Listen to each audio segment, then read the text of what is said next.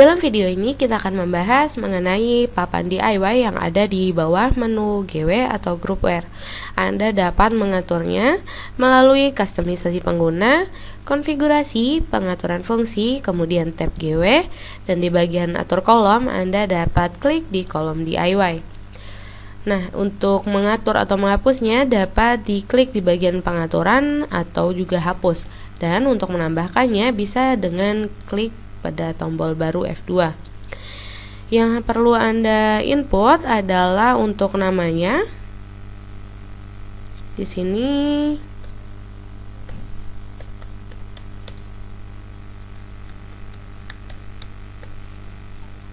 kemudian di bagian board to copy ini Anda dapat gunakan untuk menyalin dari papan yang sudah ada, dan untuk grup menu ini nantinya Anda dapat atur parent menunya ya.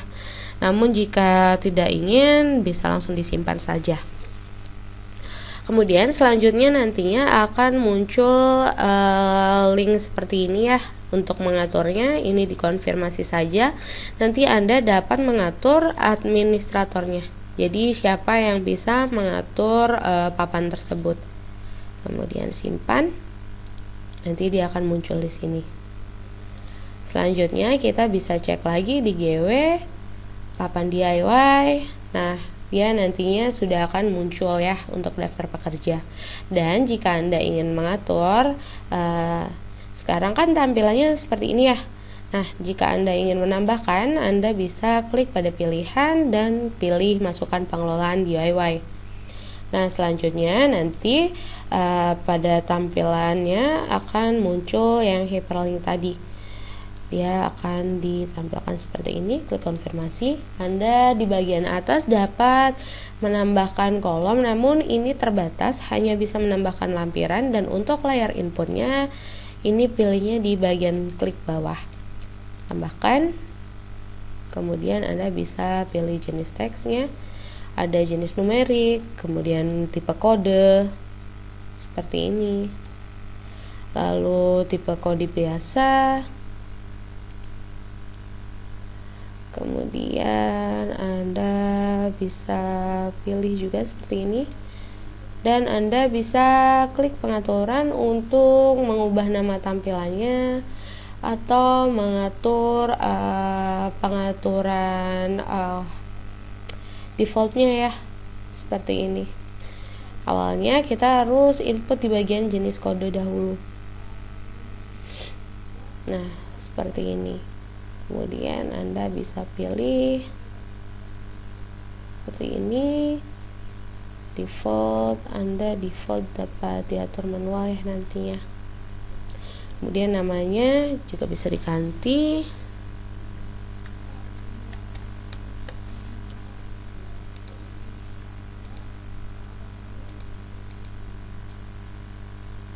Digeser juga seperti ini.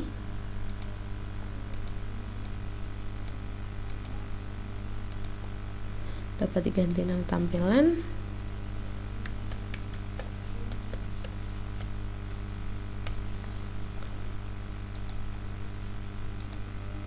Pengaturan. Dapat atur juga jenis kodenya.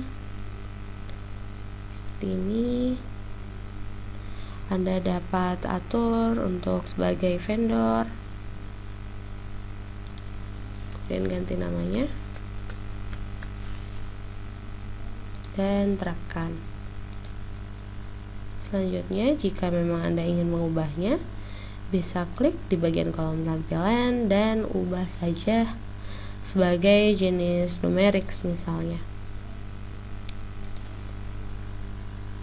Dan ubah namanya. Dan jika ingin menampilkan desimalnya bisa atur secara manual dan tampilkan desimalnya sesuai kebutuhan seperti ini. Kemudian terapkan, lalu Anda bisa klik simpan. Maka nantinya saat Anda klik baru, nah dia sudah sesuai tampilannya, dan kita double klik, dia akan langsung terhubung ke pekerja kita. Keterangan nanti Anda bisa ubah keterangannya, ini di input manual. Kemudian untuk vendor ini juga double klik, enter. Lalu untuk insentif ini Anda dapat inputkan manual ya, seperti ini. Dan jika butuh untuk melampirkan suatu berkas atau file, bisa klik dan nanti Anda bisa pilih, kemudian simpan.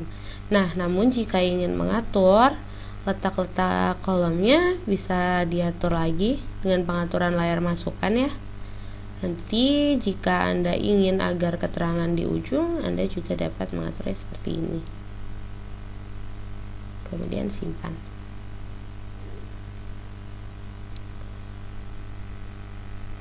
Jika sudah disimpan, nantinya dia akan tampil ya sesuai dengan apa yang kita ubah tadi, seperti itu.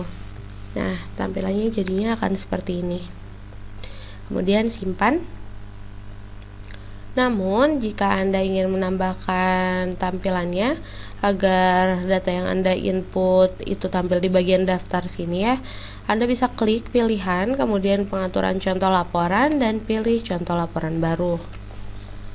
Tambahkan, simpan. Selanjutnya nanti Anda bisa menambahkan atau menghapus kolom yang terbuat saja, seperti ini.